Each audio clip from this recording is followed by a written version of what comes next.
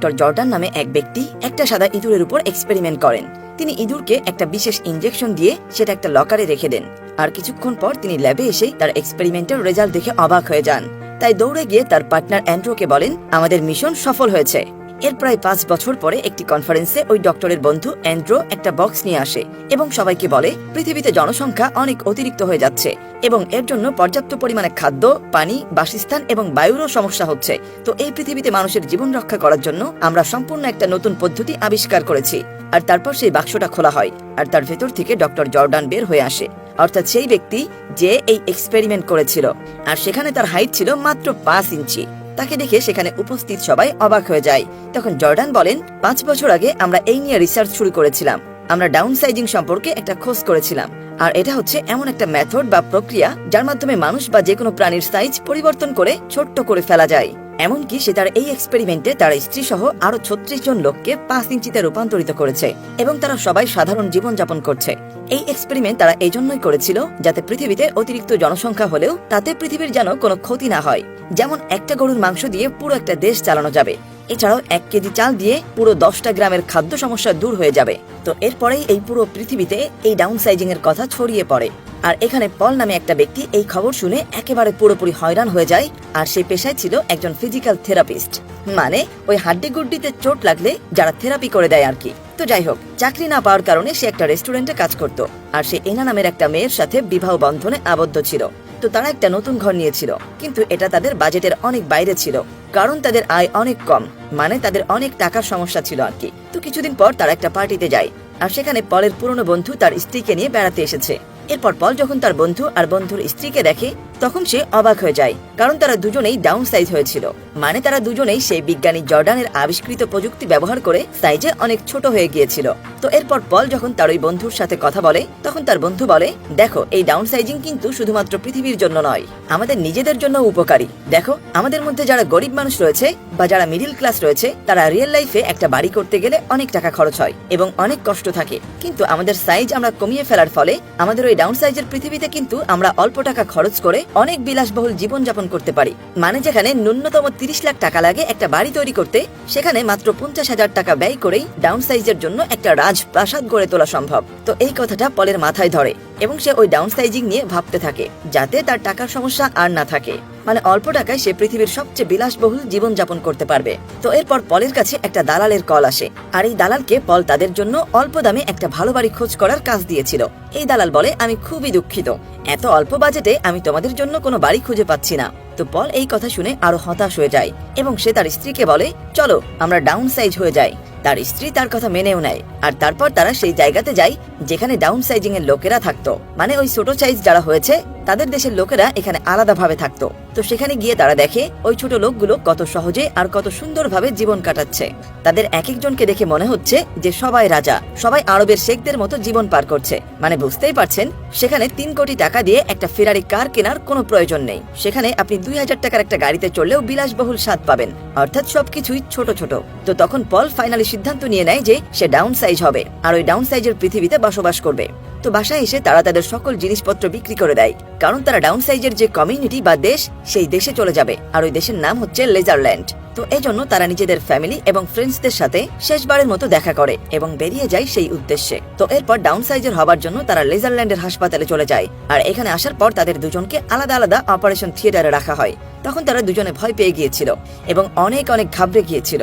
এরপর দেখতে দেখতে পল ডাউন সাইজিং এর ফাইনাল স্টেজে চলে আসে আর এভাবে 5 ঘন্টা কেটে যাওয়ার পর পল যখন চোখ খুলে তখন সে দেখে সে ডাউন সাইজিং হসপিটালে শুয়ে রয়েছে। আর তারপর একটা নার্স যখন তার কাছে আসে খাবার দিতে তখন সে তার স্ত্রীর কথা জিজ্ঞেস করে আর তারপর ওই নার্স পলের স্ত্রীকে খুঁজতে চলে যায়। আর এদিকে পল অনেক চিন্তিত ছিল। তো এরপর নার্স ফেরত এসে তাকে বলে, তোমার জন্য একটা কল এসেছে। আর ওই কলটি তার স্ত্রীর ছিল। তার স্ত্রী তাকে বলে, দেখো আমি কখনোই ডাউন সাইজিং এর পক্ষে ছিলাম না, শুধুমাত্র তোমার খুশির জন্য আমি এটা করতে চেয়েছিলাম, কিন্তু যখন প্রক্রিয়া শুরু হয় তখন আমি এত বেশি ভয় পেয়ে যাই যে আমি আমার সিদ্ধান্ত পাল্টে দিয়েছি আর এই জন্য আমি আর ডাউন সাইজিং হইনি। মানে পল এখন শুধুমাত্র একাই ডাউন সাইজ হয়ে গিয়েছে আর অপারেশন হবার আগেই তার স্ত্রী সেখান থেকে চলে গিয়েছে। এর মানে হচ্ছে পল তার স্ত্রীকে সারা জীবনের জন্য হারিয়ে ফেললো। তো এই জন্য পল একাই নেদারল্যান্ডে তার বুকিং দেওয়া বাড়িতে চলে যায়। কিন্তু এত বড় রাজকীয় একটা বাড়িতে গিয়ে তার স্ত্রীকে ছাড়া তার একদমই ভালো লাগছিল না।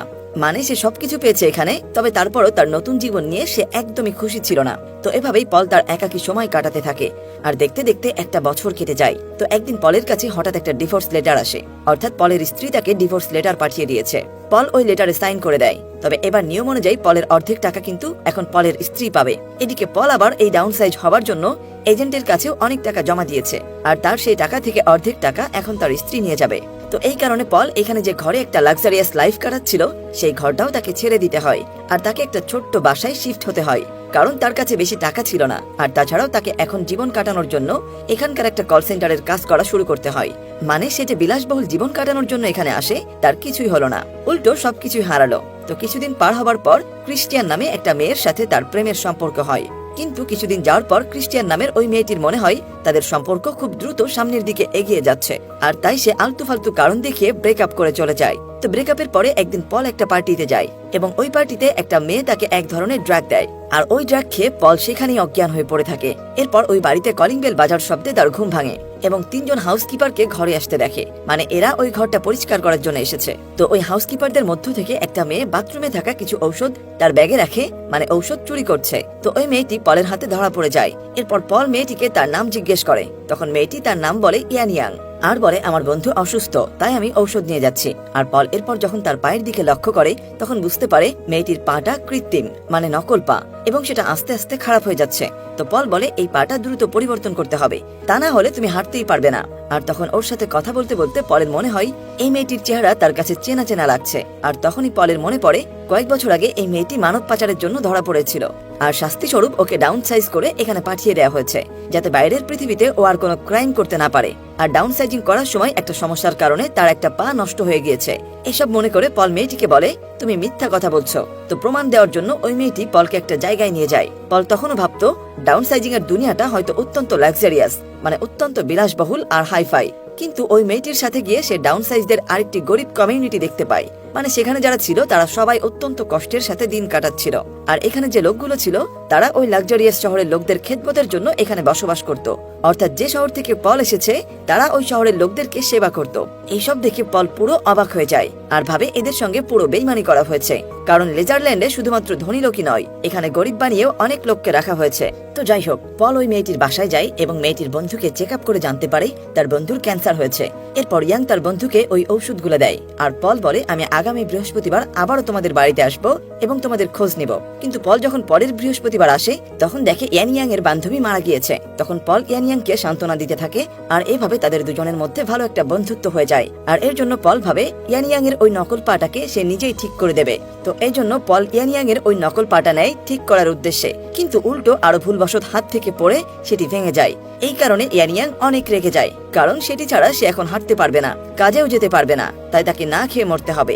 এদিকে তার কাছে অত টাকা নেই যে সে একটা নতুন পা লাগিয়ে নিবে, আর পলের পকেটের অবস্থাও খারাপ। তো এই জন্য ইয়ানিয়াং পলকে বলে এখন থেকে আমার কাজ তুমি করে দেবে। তাই পল বাধ্যতামূলক ইয়ানিয়াংকে নিয়ে বাড়িতে যায়, আর ইয়ানিয়াং এর হয়ে ডিউটি পূরণ করে। তো একদিন ইয়ানিয়াং এর ডিউটি পড়ে পলের একটা বন্ধুর বাড়িতে, আর এদিকে ইয়ানিয়াং এর বদলে তো পল কাজ করবে। তো পলের বন্ধু পলকে দেখেই চিনে ফেলে, আর তার এমন অবস্থা দেখে খুব কষ্ট পায়, আর এর সাথে অনেক হাসতেও থাকে। তারপর সে জানতে চায় কি হয়েছে, ঘটনা কি। তখন পল তাকে সব খুলে বলে, আর পলকে সাহায্য করার জন্য পলের বন্ধু ইয়ানিয়াংকে ডেকে বলে আমাদের একটা বিজনেস ট্রিপে কিছুদিনের জন্য বাইরে যেতে হবে, আর আমাদের এক্সট্রা হেল্পার হিসেবে আমরা পলকে সাথে নিয়ে যাব।